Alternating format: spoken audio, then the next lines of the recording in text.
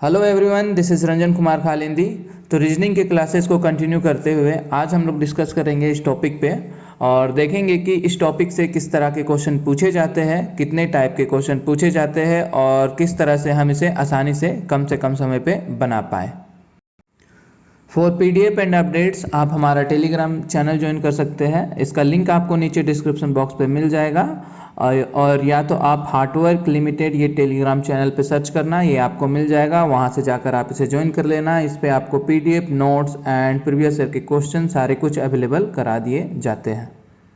तो पहला क्वेश्चन क्या है, देखो क्या बोल रहा है, select the related number from the given alternatives. ये जो ऑप्शन दिया हुआ रखा हुआ है, यहाँ से हमें बताना है कि इस क्वेश्चन मार्क की जगह पर क्या आएगा। तो देखो इस तरह का सवाल रेशियो और प्रोपोर्शनल ये आपने मैथ में पढ़ा होगा, ठीक है, मैथ में पढ़ा होगा इस तरह का सवाल आपने, पर इसमें मैथ वाला कॉन्सेप्ट को नहीं लगाना है, ठीक है। मैथ में क्या करते थे, मैथ में हम क्या करते थे, इसको इससे मल्टीप्लाई किया, इसको इससे मल्टीप्लाई किया तो आंसर आ गया। तो यहाँ पर इस कॉन्सेप्ट को नहीं यूज करना है। यहाँ पर आपको क्या करना है, रीजनिंग के सवाल में आपको क्या करना है, ध्यान रखना मैथ में भी आपको इस तरह का सवाल मिलेंगे और रीजनिंग में भी। तो इसे ध्यान रखना कि रीजनिंग के टाइम में रीजनिंग वाला कॉन्सेप्ट लगाना है। तो इसमें क्या करना पड़ता है आपको कि फर्स्ट जो ये दो रेशियो दे रखा हुआ है, इन दोनों के बीच आपको रिलेशन पता करना पड़ता है। इन दोनों के बीच क्या संबंध बता रहा है वो संबंध पता करना पड़ता है और सेम ये जो रिलेशन होता है वो रिलेशन हमें इसके लिए लगाना पड़ता है। जैसे यहाँ पर देख लो क्या है, 2 है और 8 है, 2 को 8 किस तरह लिखा जा रहा है, इन दोनों के बीच आपस में रिलेशन क्या हो सकता है। तो इसमें थोड़ा सोचना पड़ेगा। अदर यू आप ऐड करो या फिर माइनस करो, मल्टीपल करो, कुछ भी करो, पर ये दोनों के बीच में आपको रिलेशन पता करो। तो देखो हम क्या कर सकते हैं, 2 का क्यूब को हम 8 लिख सकते हैं, 2 का क्यूब इक्वल टू 8 होता है, ठीक है। तो ये रिलेशन हो सकता है सेम। तो यहाँ पर भी यही हो जाएगा, 5 का क्यूब अगर हम करें तो 5 का क्यूब करें तो क्या हो जाएगा 125, और 125 हमारे ऑप्शन में भी है, तो 125 यहाँ से हमारा क्या हो जाएगा, सही आंसर हो जाएगा, ठीक है। इसी तरह आपको लॉजिक सोचना है। अगला सवाल पे देखो क्या देख रखा, 43 और 7। तो ये 43 से 7 कैसे बन रहा है, 43 से ये 7 कैसे बन रहा है, तो 43 से 7 कैसे बन रहा है, 4 + 3 कर दो, 4 + 3 = 7 होता है। सेम लॉजिक बस इसमें लगा दो, 2 + 3, 2 + 3 = क्या हो जाएगा 5। तो ऑप्शन यहाँ से डी हमारा क्या हो जाता है, बिल्कुल करेक्ट हो जाता है। अगले सवाल पर आते हैं। देखो एनालॉजी में आपको बस एक तो आपको नंबर से मिलेगा, ठीक है, नंबर से मिलेगा, उसके बाद अल्फाबेट से मिलेगा, नंबर से मिलेगा, अल्फाबेट से मिलेगा, और एक आता है जीके का सेक्शन, थोड़ा सा जनरल नॉलेज का सेक्शन आता है इस तरह के सवाल में।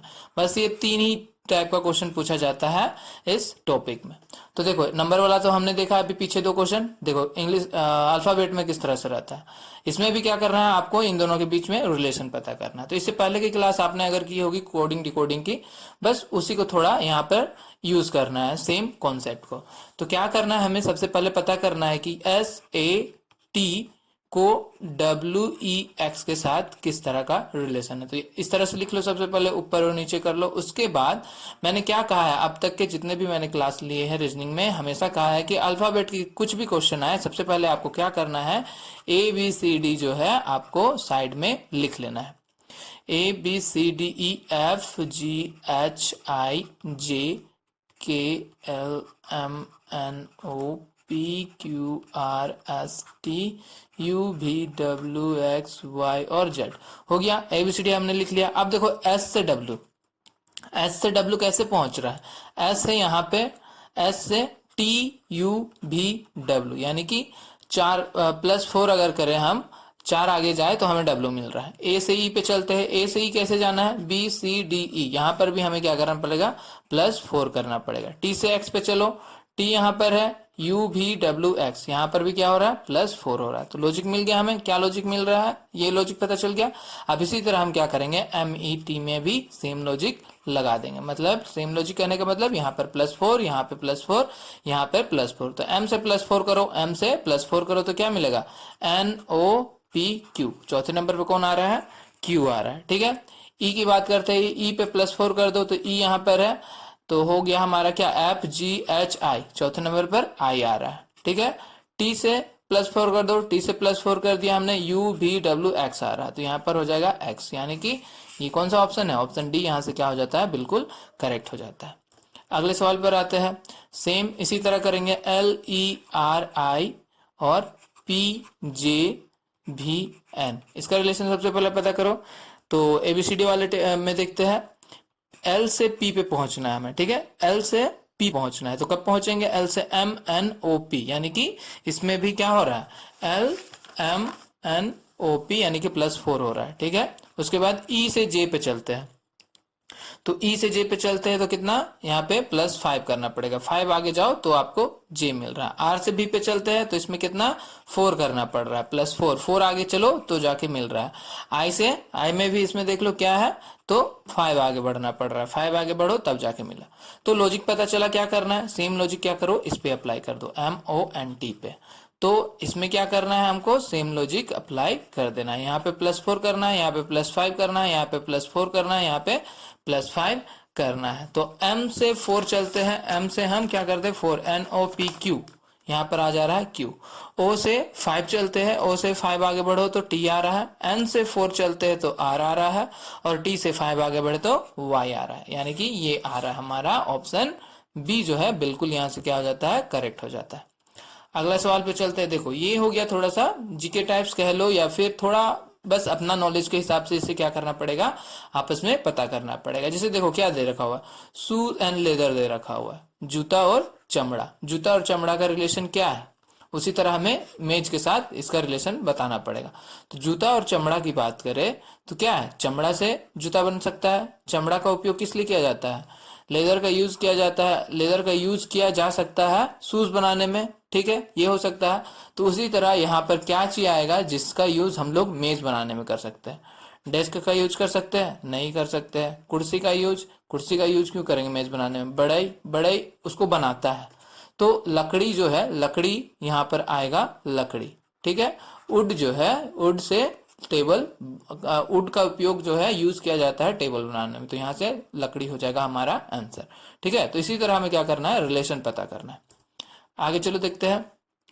देखो थोड़ा सा जीके वाली बात आ गई यहाँ पर। तो क्या है, एसस जो है, एसुस जो है वो ताइवान, एसुस का लिंक है ताइवान के साथ, किस तरह का लिंक है, उसी तरह नोकिया का रिलेशन इसके साथ क्या होगा। तो asus जो है एक मल्टीनेशनल कंपनी है, आपको को पता होगा, ये लैपटॉप मोबाइल वगैरह बनाती है, इसकी कंपनी है। तो asus जो है वो ताइवान की मल्टीनेशनल कंपनी है, ठीक है, ताइवान की मल्टीनेशनल कंपनी है। उसी तरह नोकिया, नोकिया फोन के बारे में तो आपने सुना ही होगा। तो नोकिया कहाँ की कंपनी है, नोकिया है फिनलैंड की कंपनी, ठीक है, फिनलैंड यहाँ पर हो जाएगा, ऑप्शन बी यहाँ से सही हो जाएगा। तो थोड़ी सी जीके भी इसमें आपको जरूरत पड़ेगी। अगले सवाल पर चलते हैं। देखो अब क्या है, अब आपका देखो इस तरह का जब आए अल्फाबेट और नंबर के साथ रिलेशन आपको पता करना पड़े, DI = 13 कैसे हुआ ये हमें पता करना है। DI = 13 कैसे, तो जब भी इस तरह का कॉन्सेप्ट क्वेश्चन पूछा जाए आपसे, जब भी इस तरह का क्वेश्चन पूछा जाए अल्फाबेट और नंबर के साथ, तो हमेशा हमेशा जनरली 90% केस में आपको क्या लॉजिक लगाना पड़ेगा कि अल्फाबेट का पोजीशन, जैसे डी का पोजीशन क्या होता है, डी का पोजीशन क्या होता है 4 होता है। आई का पोजीशन क्या होता है, आई का पोजीशन क्या होगा देख लो, तो ABCDEFGHI यानी कि 9 नंबर पे है, 9 नंबर पे। तो 4 + 9 करे तो 13 आ गया। देखो ये रिलेशन पता चल गया। अब सेम रिलेशन हमें क्या करना है, टी और ए पे लगाना है। तो टी का पोजीशन क्या होता है, टी का पोजीशन होता है हमारा 20 और ए का पोजीशन होता है हमारा 1, तो ये हो जाएगा हमारा 21, ठीक है। तो यहाँ पर आना चाहिए 21, option B is the right answer. आगे बढ़ते हैं। यहां पर भी सेम देख लो क्या करना है, H है 15, U 19, E, ठीक है, उसको क्या लिख रहा है HOUSE। तो इसका आपस में रिलेशन क्या है, इन दोनों में आपस में संबंध क्या है। देखो यहाँ पर H है, H को H लिखा हुआ है, U है, U लिखा हुआ है, ये दोनों क्या है, ये सब सेम सेम है, जो टर्म है वही टर्म यहाँ पे क्या किया है, उतार दिया है, ठीक है। तो ये चीज तो पता चल गया हमारा कि जो अल्फाबेट है वो अल्फाबेट ही रहेगा सेम पोजीशन में। बाकी ये 15 के जगह पे O क्यों लिखा है, क्योंकि अल्फाबेट में O का कितना है, देखो काउंट करके देख लो कितना है, 15 है। उसी तरह 19 पोजीशन किसका है, S का होता है 19 पोजीशन, ठीक है। समझ में आया क्या किया गया है, ठीक है। तो सेम हम लोग क्या करेंगे, T8 R 15 N 5 और S का रिलेशन।